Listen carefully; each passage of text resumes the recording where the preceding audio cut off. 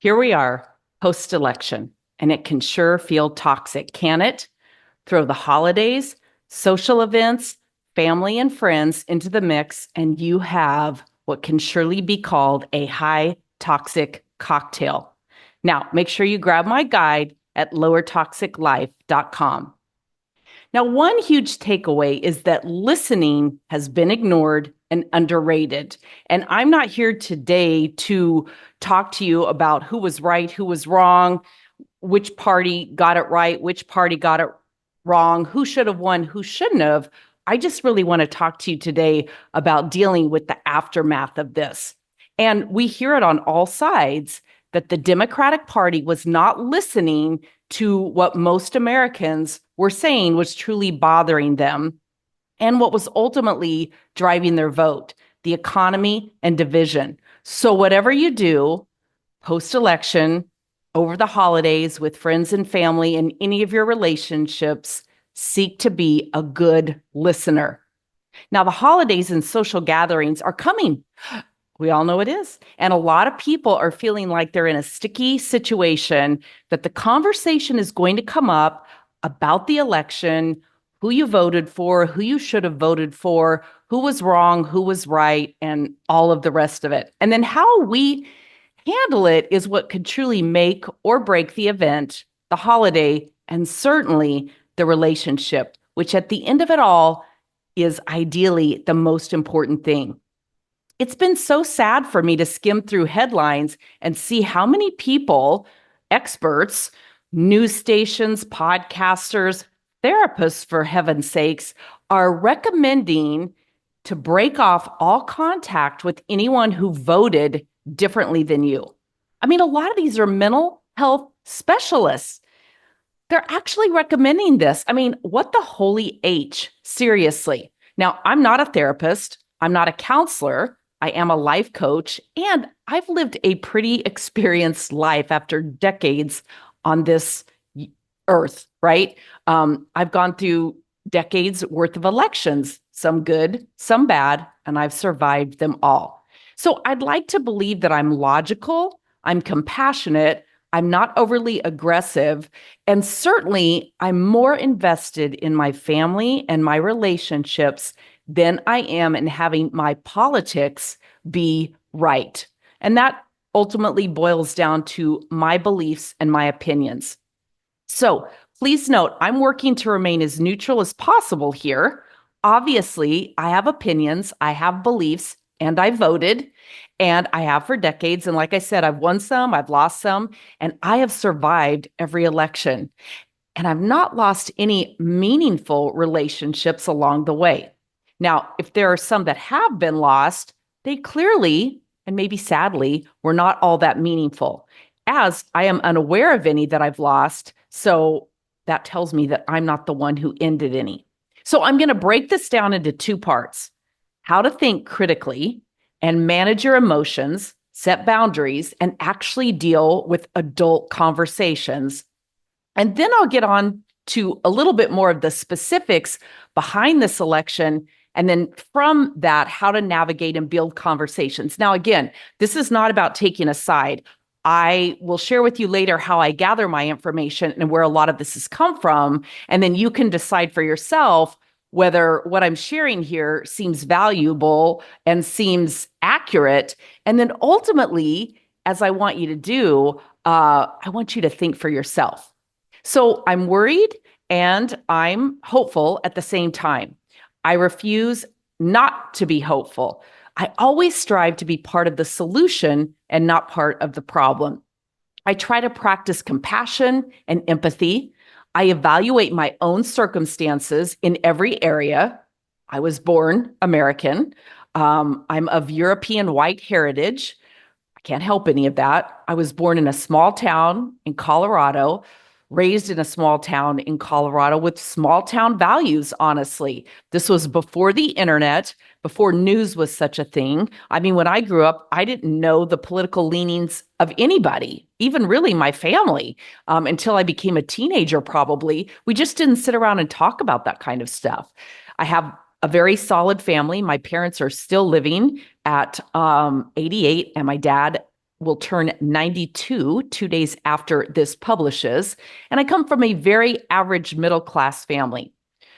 I've had it really good, and sure, I've had some struggles, but I haven't walked in anyone else's shoes but my very own. And honestly, neither have you.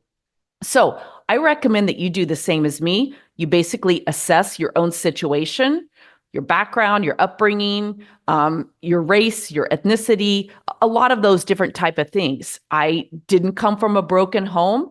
My parents are still married to this day, as I just mentioned. My children don't come from a broken home. But all of that to say, some do, but ultimately it can still drive us to similar values. So in assessing your own situation, that's one of the things that you want to do. What are your core values? And why do you have those values? Do you ever question those values? What are your voting issues? Why do you have those voting issues? Do you ever question those? Gaining your own clarity about yourself creates then a more empowering thought or more empowering thoughts as you head into any discussion with others, especially others who might believe differently than you. So if you already know that you're at odds with some friends and family, and you're going to be together, then it's up to you to make a decision. If you're willing to be bold, then be the icebreaker. Get the elephant in the room out of the way to begin with, and perhaps even before the holiday event. Now, I'm recording this before Thanksgiving 2024. We have Christmas 2024. We have all types of activities that lead up to all of that. So you know you're going to be faced with some of these situations. And we know here in America, we had an election November 5th. We have a certifying of the election that's due to take place January 6th.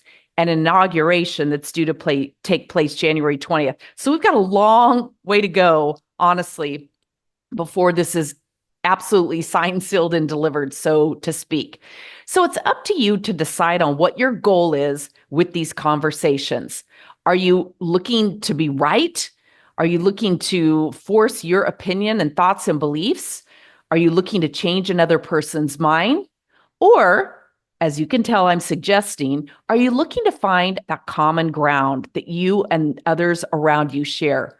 Possibly even those things that you can agree on and those things that you can agree to disagree on, and still, most importantly, love, like, appreciate, and respect each other for your own perspectives regardless. And reflect on and remember those things that bring you together to begin with.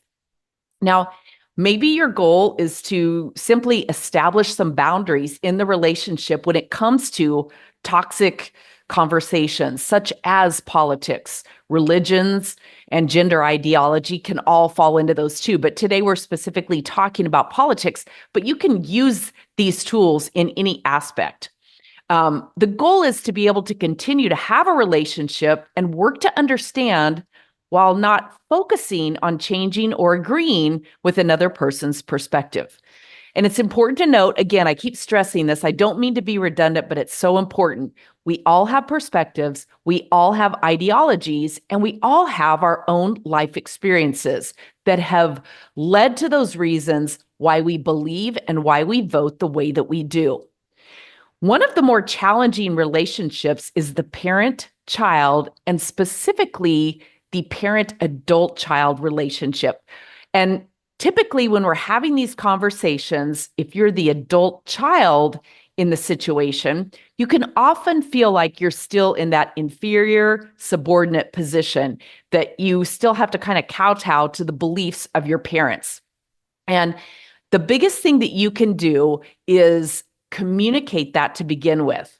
Mom, Dad, I really appreciate our relationship. I appreciate you, my childhood, the values you instilled in me.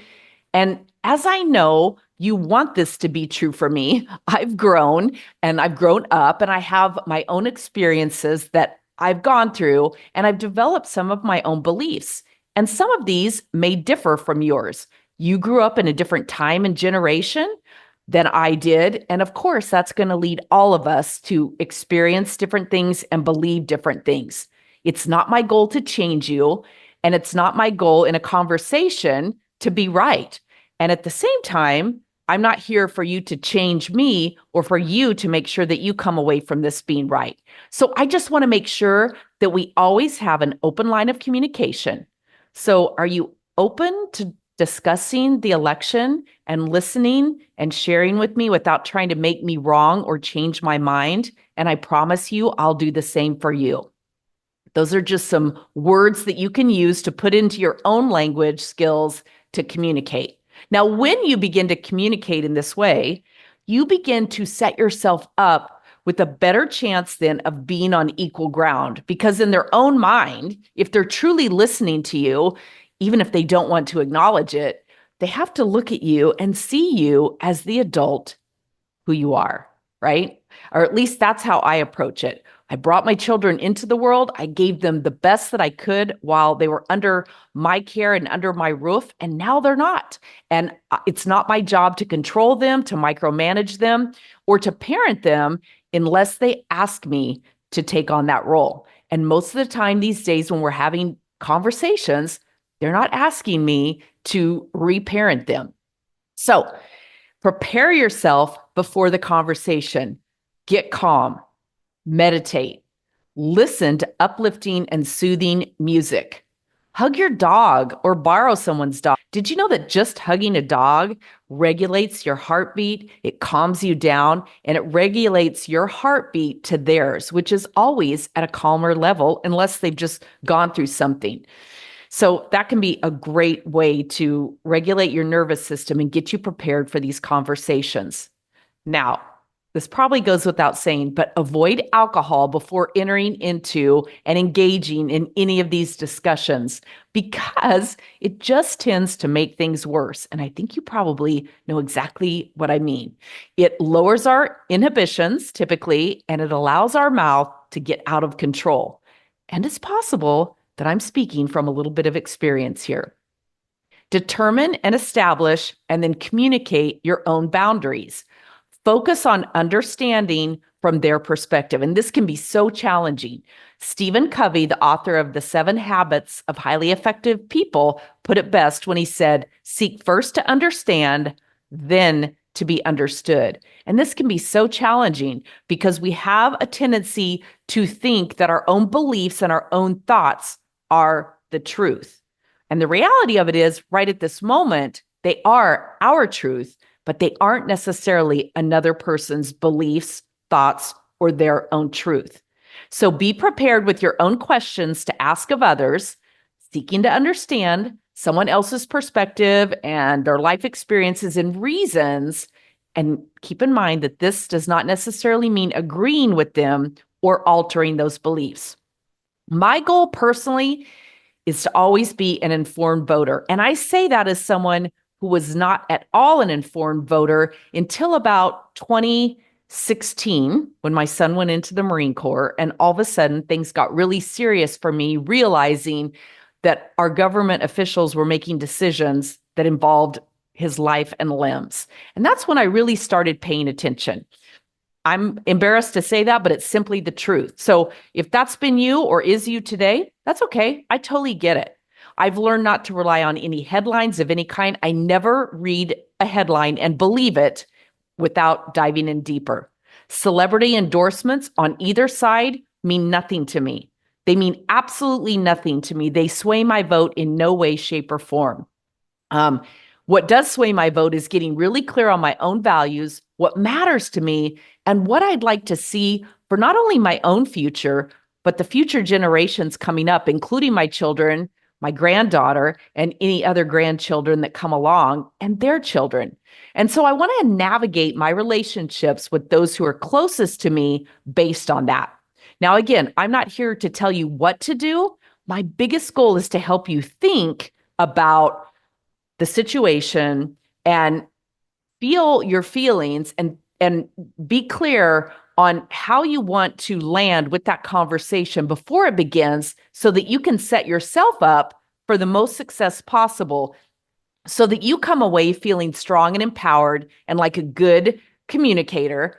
And at the end of the day, you maintain respect, dignity, and those mutual feelings with that person who you care about. Again, You may not change their mind, they may not change yours, but at the end of it, you want them to say, just like you say about them, I respect that. I don't agree with that, but I can respect that. And I still love you and I still want to spend time with you. Because again, at the end of it, it's truly relationships that matter. Those politicians who you vote for or don't vote for are not going to be there on your deathbed. They're not going to help you when you're sick, and they're certainly not going to show up for your funeral. But hopefully, your strong family members and friends will. So get clear on what those primary issues are to you and why they're important to you, because this, again, will help you communicate them in a way that is more restrained, meaning you don't go, off on a tangent, more succinct, and yet firm. Okay, those three things are very important so that you make your point without belaboring it and causing that person to tune out. So I'm going to ask you some questions to ask yourself. Why did you vote the way that you did? Did you vote for the person who was at the top of the ticket? Did you vote for a passion that you feel? Did you vote for their platform, or in other words, the issues that they run on? Or did you vote strictly in alignment with a party that you align with? Now, being clear on those means that you don't have, as long as you know, then you don't need to go into huge detail with others, which I mentioned can get overly passionate and, belabor the point, and it can be very drawn out. And this leads to those people just tuning out, as you likely do. I know I do, when it just goes on and on too long. State your own thoughts, your opinions, and your beliefs, and then leave room and space for that person to ask you questions. But again, don't feel the need to go into great detail or this great need to justify why you feel the way you do, unless you're compelled to and you feel strongly about it. And then, of course, be willing to give them the time and space to do the same. So here's an idea of some questions you can ask them. When you hear them say why they voted, how they voted, etc., you can ask, what is it from your life experiences that gives you that perspective? And again, these are questions to answer for yourself too. When you think about how you voted, ask yourself, what is it from my own life experiences that leads me to that perspective? Because again, that's going to embody in you, well, heck, why do I think this way? Why do I believe this way? Why do I vote this way? Another question, has something specific happened to you that makes you feel that way? That makes you believe that way, whatever wording is good for you. And then, has something happened to someone close to you that makes you feel or believe that way? And then, what are your core values? And again, just listen. The most important thing is not to allow any of these questions to turn into a gotcha kind of question. You're not asking this question to set them up for why you can tell them that they're wrong for thinking or feeling this way. You're putting this question out there just to get them to think internally, to get critical in their thinking versus thinking based on a headline or based on a person or based on a platform or a party or any of that, to get really clear on what it is that aligns with their own values. And the goal is to open communication and good dialogue and to lower resistance and that fighting with each other, because you are able to talk about it. And then make sure that you listen and don't interrupt others. We see that in the debates a lot. If you watched any of the debates, not just presidential, vice presidential one, I did watch, that was much more kind and compassionate and respectful for sure. But I watched some of my local race debates too. And I was always aware when the person started interrupting, wasn't listening, wasn't allowing that person to have their time, and they talked over them. So try as hard as you can not to interrupt, and also not to have your mind spinning as they're speaking with what your immediate response is going to be to that, because that distracts from your own listening. You can't be thinking about a response and truly listening with compassion and empathy and the attempt to understand. The number one goal, or at least mine, is to always turn these conversations from an us versus them perspective to a we ending. We are connected. We want largely the same things, even if, in fact, we disagree on some of those. And hopefully you do. Not disagree, but hopefully you basically want the same things. We will get through this.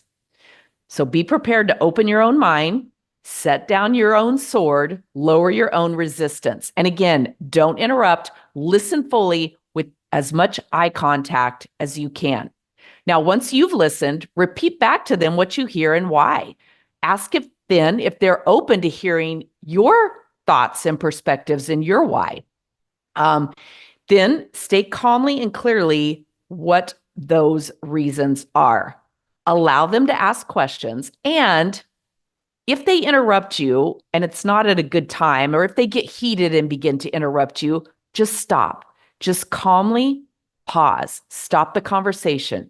Don't have the tendency to keep talking or talk over them or raise your voice. Just stop. And when they finish, ask if you can continue. Just say, okay, are you ready to continue listening? Is it all right with you if I continue? And again, try not to say that with a self-righteous attitude. I almost went into that just even sharing this, but just say calmly, okay, I'm ready to continue if you're ready to listen. And if they're smart, they're going to get the point from that little nudge. If it gets super heated and it becomes very clear to you that you're not going to find common ground, just stop, smile, reach out and, grasp their arm or their hand kind of firmly but kindly and say, you know what? I love you, or I really like you and I value our friendship, our relationship. And it feels like this is getting us nowhere. Do you feel that way too? How about we just talk about some other things that we do agree on and that we enjoy together and discussing? Now, that's some questions, and those are some tools that you can use. And I welcome any of your questions, comments, experiences in the comments below. Please do certainly leave those because I'm always interested in hearing those. Now I'm going to get into the second part that gets more to the heart of this particular election. And again, I live in the United States. You may be somewhere else, but I know most of the world has been watching with popcorn, the election cycle here in the United States. And maybe that's not you, and that's fine, and good on you if it's not, for sure. But what I'm going to be sharing here is possibly something that could be true for the last few elections and certainly future ones. I ran for and won a seat on my school board in 2022. It's been the best experience that I've ever had in terms of politics and that type thing, and in terms of teaching me to be better at so many different things. It taught me more than anything to put aside my own ego. When you sit on a board, you have to put aside your own ego. So I put down my ego, I put down my desire to be right, and I learned to listen better and ask questions that would lead me to a path of better understanding the person, their perspective, and the issue. And I really, truly did begin to see things from a variety of situations. And while as a board, we don't always agree on everything, we do share a mutual respect, and our district has really noticed and commented and appreciated our board. I've also learned from talking to a lot of people because of this position that I'm in about concerns that people have about the primary issues that are driving our voters, or so it seems. And these are how the responses that I've gotten from being out and talking to people and listening to a variety of different perspectives have stacked up in this particular election cycle. Now, this is an important note. I'm not suggesting that these are my values, my voting issues, or that they should be your values or voting issues, or that these are in any particular order that you would put them in, or that I would put them in. This is just what I've heard myself most frequently talking to people, as well as listening to podcasts on both sides of the aisle, actually three sides, and putting these into order based on what I heard. And that's one thing that I do have is a number of podcasts that I listen to politically. Most of these are on YouTube. I like YouTube because I like to see it in video format because then I can look at them. Body language is important. The more you watch body language, the more that you can tell when somebody's skirting an issue, lying, avoiding, evading, or straight up telling the truth. Typically, It's not 100% perfect, but typically. So I listen to podcasts that lean Democratic liberal and those that lean Republican conservative, as well as a few libertarian ones, which I have to say, those have really opened my perspective and shifted a lot of my thinking for me, caused me to ask better questions and listen better. So the number one issue that keeps coming up is the economy. And what I keep hearing is being told constantly by the news and politicians that inflation isn't real, the economy is thriving better than it's ever been, 401ks are growing. That doesn't mean anything to someone when they feel the sting of it at the grocery store, in the gas line, or their fears that they will never afford their own home. Now, here in the US, the border and immigration is a huge deal. And I live in Arizona, which is a border state. And I can tell you from my own perspective, it is definitely a real issue. Gender ideology and biological men in women's sports, bathrooms, safe spaces, along with gender affirming care for minors, often without parental consent, such as California, which it's my understanding has recently passed a law saying that schools and certain organizations do not have to share their findings with parents. I understand there's some other laws. Don't quote me. I'm open to being wrong on this. I'm just, again, sharing what I've heard and the research that I've done on this that appears that this is true. Now, this issue is not the same as accepting adults their decision to identify as they choose or alter their body in any way that they see fit. Fear over what's being taught in public schools is also a concern. Again, with the sense that the government feels like they're on equal ground parenting children and deciding what's best for them, discounting the actual legal guardianship of a child. And I've heard this a lot on the school board as a primary issue. Health concerns. That's a big one for me as a health coach. Our declining health, chronic disease, capture of big food and big pharma, lobbyists, and government agencies. This seems crazy. If you ever go back and search this, which I have a great graphic, I'll put it in here, where the heads of the FDA, CDC, HHS are government agencies. How many of them end up going to work or being named to boards for like companies like Pfizer, Moderna, big corporations that fund millions of dollars in lobbying? I don't know about you, but to me, that just seems like a conflict of interest. Then there's censorship and freedom of speech, the constant labeling that if you vote one way, it means that you are this, this, and this, and this. Most people are not single issue voters. You can vote for a person that's been labeled as this and not believe in that label or adhere to that label. There's a whole myriad of things that people vote on. And so to try to, boil people down to just one label that fits with how they cast their vote is crazy. And most of us don't want to be that way. Most of us aren't that way. Forever wars, my other hot button beyond health, my personal hot button above anything, because I have a son in the Marine Corps. I'm sick of the forever wars. The United States, since World War II, has not been in a war that's actually had a clearly defined goal, nor have we truly won a war since then. And I even hate to use that word because what does it mean to win a war? There's no such thing as a won war. This is a hot button for me. You'll probably never change my mind on that. This is one where I'm going to come out really strong with my own opinion. Body autonomy and mandates, okay, which abortion can fall under that. It certainly does. But this is where the question came up often with people, what is body autonomy? And it can get sketchy. Does it truly mean my body, my choice when it comes to everything, or simply abortion? And then science, and what mandates science? Who gets to decide what truly science is? If we've learned anything over the last 4 years, is that scientists and doctors and people who form opinions are largely divided on what they believe true science is. It's my understanding from my schooling is that it's developing a theory and a hypothesis. You test it, and then you test it again, and you test it again, and you're constantly looking for the changes before it ultimately settles into something that we can truly fall into science. And like anything, science can change.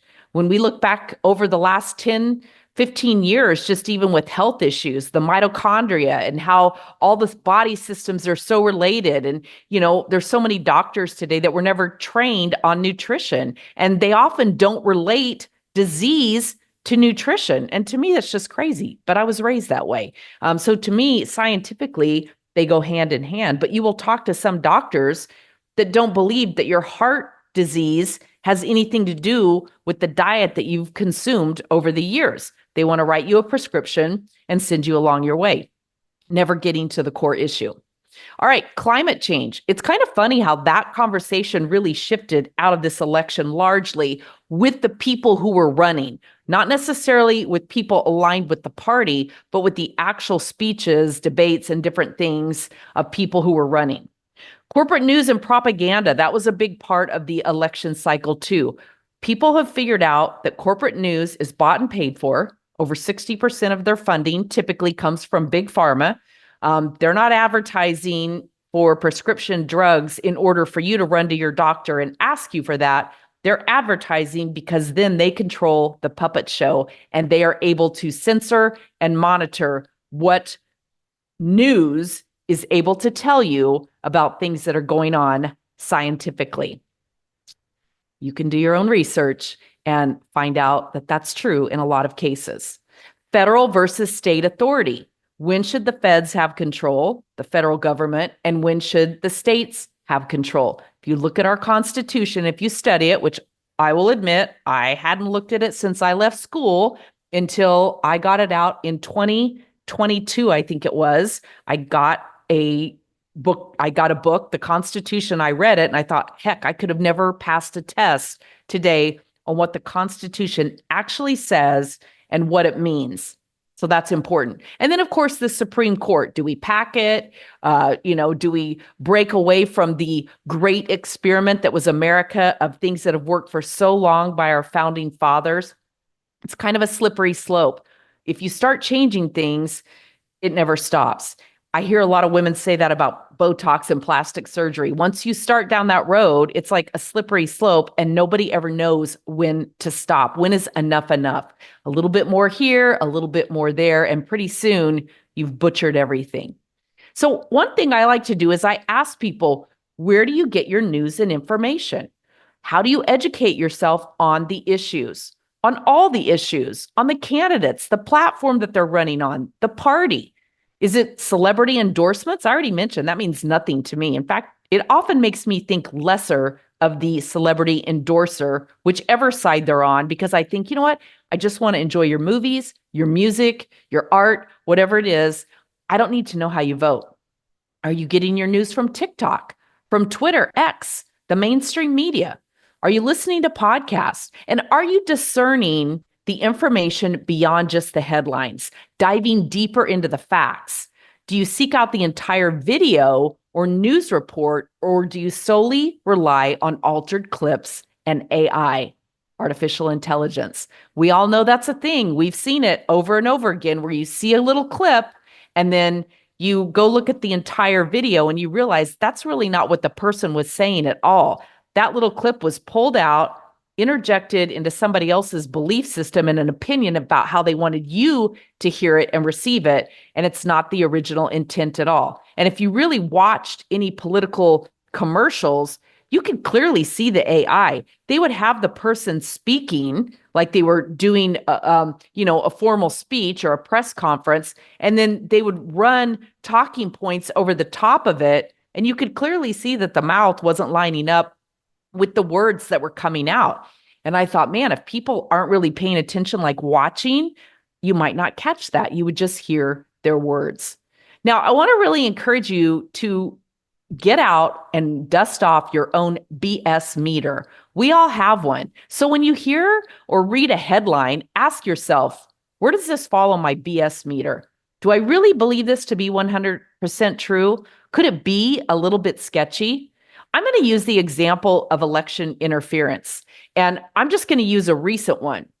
And again, this isn't an opinion about whether or not I think that there was election interference. If you really want to know the truth, I think there's been some shady stuff for a long time with our elections. I definitely do, on both sides. I'm not saying there's only one side that's a bad player. I believe we've had election interference for a long, long time. I experienced it in my own school board race where a person in my neighborhood took him 3 tries to get a ballot printed that had my name on it for school board. It was printing in our school board district, another school board. I didn't make that up. He called me on the phone and said, I don't know what to do. I said, go up again and ask. He did. It took him 3 times. Anyway, so is it perfect? No, it's an imperfect system. But I'm going to share with you an example on the BS meter. Immediately after the election, we started hearing what happened to 20 million votes? How did Biden get 20 million more votes than Harris? And there's no balance in that. What happened to those 20 million votes? Now, I'm hearing that 20 million is shrinking by the day as they continue doing the vote counting. We know that they call elections based on percentages and all of that before all of the votes have been tallied. So when I heard that initially, I thought, well, they haven't even counted all the votes yet. So how could we even start having that conversation?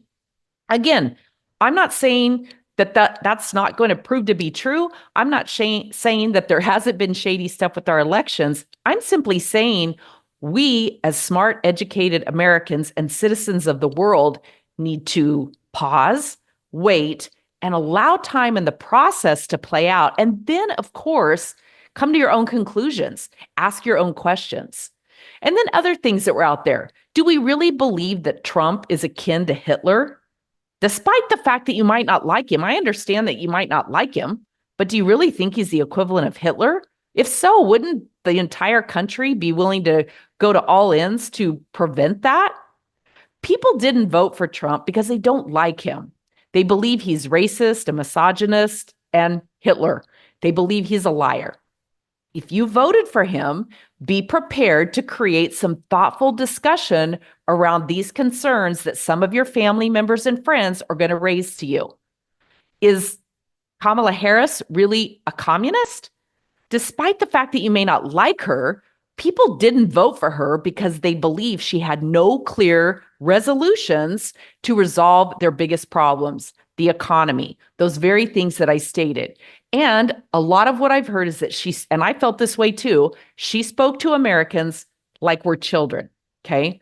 Many stated that they didn't want to vote based on gender and ethnicity. So if you voted for her, again, be prepared to create thoughtful discussion around these concerns that some of your family and friends are going to raise. Now, 2 of the most interesting things I noted, and again, I'm not a poll worker, and it's hard to fact check some of this, but according to some of the exit polling, and I've heard this on both sides. So again, 3 sides, actually. I've heard this from the Democrats, the Republicans, and the Libertarians. Exit polling, 40% of women that took the exit poll who are under 30 voted for Trump based on their economic fears, and less than 13% of them stated abortion as a top issue. Now, again, I don't know if this is true, but I've listened to a number of podcasts, read headlines, done a little bit of my own research, and unless I was there myself, I can't 100% tell you that was absolutely the case. So I'm pulling together information from my various sources. So in my thinking, and I've thought this for a long time, both sides have made abortion a bigger issue than it really, truly is. So my advice to everybody is, depending on where you fall on this issue, look at your own state and find out what the laws are in the state that you live in. Just don't allow yourself to get caught up in unnecessary fear mongering about what's going to happen because of this, that, or the other thing. And then the number 2 thing I found interesting, and again, these are from the sources that I listened to. I didn't do any of this research myself. Black and Hispanic men who voted for the Republican ticket in stronger numbers than they have in decades are tired of being marginalized and talked down to. There you go. All right. So what can we learn by looking beyond headlines? More than anything, be skeptical, be suspicious, be educated. I hear this a lot. I'm not political. Well, I never thought I was political either. But the reality of it is, yes, you are political, even if you aren't aware of it. You are political by default. You live in the world, which, like it or not, is governed by our political environment. And if you live in the United States, you can look all around you and you can see that everywhere. I'm looking at my 6-foot wall out the window that is required to be painted in a specific color scheme. I'm looking at the roof. I live in the Southwest. It has to be the Southwest style tiles on the roof. I can't just put a shingle roofing on my house, even though I own my house outright. We are surrounded by politics, whether we like it or not. And you and I both vote with our wallets every single day. We vote on home costs. We vote on grocery prices. We vote on gas prices. We vote on the cost of cars and electric vehicle mandates and education and extracurricular activities and the pay for teachers. We vote every day with our wallet and with our check in the voting booth. The pay for everything in our economy is largely negotiated by the politicians who control your life, insurance, medical costs, on and on and on. So it's okay to say that you don't want to be political. What I hear that being is, I don't want to be an activist. I don't want to be politically involved out there working or supporting candidates or fighting with my neighbors, family, and friends. I get it. You don't have to be political in that way. Just be educated and know what you are voting for or against. And again, make sure it aligns with your values. I had a great hour-long conversation with my adult daughter, who's 29, and we talked about the election, and she said some very interesting things to me, and she opened up my mind to some ways of thinking. But the biggest thing that I advised her on, I'm not going to break her confidence and tell you what all she advised me on, but I loved how smart she is, how logical she is. And I did give myself a little bit of a pat on the back, hoping that I influenced some of that. But here's what I told her: be educated. Unlike me, who for 30 years cheated off my husband's ballot, and I was unconcerned with what was going on because my life was largely good. I wasn't struggling with mental health. I wasn't struggling with paying the bills. I wasn't struggling with children who had special needs in school. I wasn't struggling with a lot of different things. And so because of that, I allowed myself to engage in some luxury beliefs. If you haven't heard of Rob Henderson, who wrote the book Troubled, about his growing up in the foster care system in California, ultimately entering the military, the Navy, going on to, I think it was Cornell, I can't remember, one of the Ivy League schools. And when he got there, he realized he's of Asian descent. I believe he's Korean. Korean and Hispanic. I think he ultimately found out. I think I have that right. I know the Korean part I do, but he just realized that people looked at him and his ethnicity and the fact that he was at this Ivy League school and just assumed that he grew up in this is in the book, the traditional Asian household where your parents push you really hard to achieve and all of this. And he was kind of like, I didn't even grow up with two parents. I was, moved around the foster care system and then adopted and then abandoned by a father and a whole history. And he coined the term luxury beliefs. And this is such a powerful phrase because it's something that I've learned to measure so much of my own beliefs and thinking by. What is it about the way that I'm thinking that's potentially a luxury belief because of my own experiences, life, and environment? I cannot help who I was born to, my race. I can't help a lot of those things. But what I can do is check my own thinking and make sure that I'm not allowing my luxury beliefs to override certain things. Okay. So I also talked to my daughter about discerning beyond headlines. I'm not telling her to get on the news every day and spend all day going through that, but maybe once a week, check in.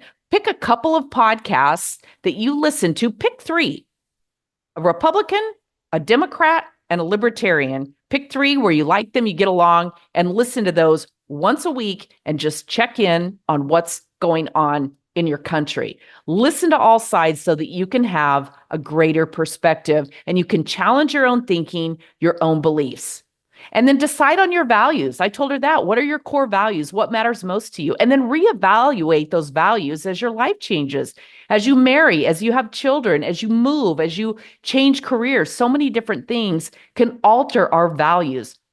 If you're a parent, you know exactly what I mean. We make decisions quite differently from the moment a child comes into our life.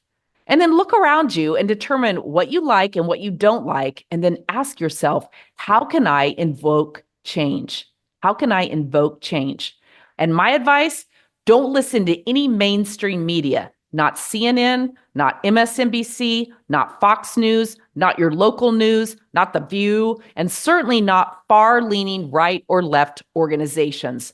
Find a happy medium, people that are really, truly willing to state the facts and tell the truth to the best of their ability. We're all human. We all have beliefs. We all have opinions. We all have those life experiences that determine how we think and how we vote. So, the best way to handle family, the holidays, and what can be deemed as these toxic conversations around politics is to just address the elephant in the room as quickly as you can, possibly even before the holiday or social gathering. And I highly recommend doing this face to face if at all possible, because most people operate far better on their best behavior when they're in person. Think about it. People will fire something off by text or email that they would never say to you, looking you in the eye face to face. The written word can be so damaging. So if at all possible, do not get into any conversations via text or email, because the challenge with that is the only context that goes into that conversation is the opinion and context of the person reading the information and not the person who wrote the information. If you can't do it in person, do it via a Zoom chat or a phone call at very least, and just say, I'm not going to get into this. I'm not going to engage in this verbal exchange, this verbal back and forth via text messaging, Facebook Messenger, or email. It is truly a recipe for disaster. And I think we've all experienced that. So again, what are your values? What are the issues that are most important to you? How do you see either candidate making a difference? How can you find composure and calmness around an election that's already taken place now? Remember this, there are campaign promises and there are campaign realities, and they very often don't mesh up. And if we look back in time, we see that with every candidate in every election everywhere. Everybody promises the moon to get elected, and it sounds great, and we vote and buy into that. But the reality of a candidate single-handedly being able to produce those results is often impossible or next to impossible. And then once you get those discussions out of the way, move quickly to other more exciting, kinder, gentler topics at your holiday events. If someone wants to bring the conversation back to politics, it's up to you to possibly listen to what they say and then make the decision on how to move forward. If you want to continue to engage, simply restate the things that you've already said, reaffirming what your thoughts, your opinions, your beliefs are on the issues, giving them the space. But if you feel like it's just going to spin out of control or end heatedly, simply say, you know what? I feel like we talked about this already and we're in a good place. I'd love to just leave it there. And always remember that the word no is a complete sentence. In and of itself, no explanation is necessary. You could say, no, I'm choosing not to go there, or have that conversation if you want to add a little bit to it, but no is a complete conversation. So my thoughts for you as we move on from the 2024 election madness, that's it. Please leave a comment below if you have one. Keep it friendly and kind if you do. This is not the place to debate an election that's already over. It's simply more about bringing us calm, bringing us peace regardless, bringing us back in sync with the ones we truly care about, truly love, and showing up as our best version of ourselves. And if you haven't watched the rest of my holiday series, you'll find the playlist here.